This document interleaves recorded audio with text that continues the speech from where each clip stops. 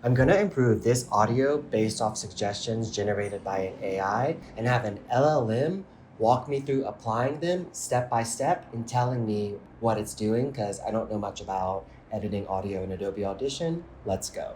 I'm going to clear the agent and start fresh. I'm going to have my automation guide, which has all my coordinate maps and the recommendations that were generated by the AI. I'll give it a little bit of context. I'd like you to read these adjustments and also this automation guide and help walk me through applying these settings step by step, one step at a time. Okay, it outlined the path and I'll go forward. It's opening the first menu, reading the coordinates that it needs to read, reducing the noise by 6, changing the FFT to 4096, and applying the changes. Next, we'll remove some background noise and it's directing me to select a silent section, so I'll do that and proceed.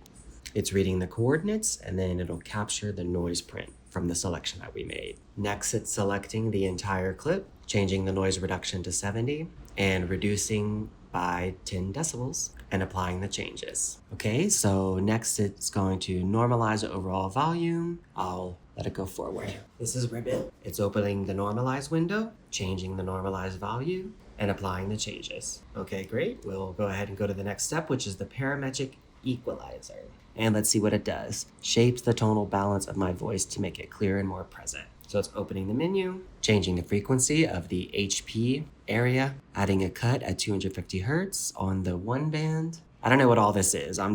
It's following the recommendations that it did and it applied the changes. All right, we'll do our final compression and let's see what this does. Even out levels and a professional polish. It's reading the coordinates and going to generous allowance. Changing the threshold to 18, the ratio to 3. I should add some more explanations because I'm not sure what that does. And applying the changes. Let's check it out. This is about audio near my refrigerator where the fan is. I'm going to save a version and I'll open up the original to compare. This is about audio near my refrigerator where the fan is. On my Mac speakers, I can't tell the difference too much, but pretty cool, huh?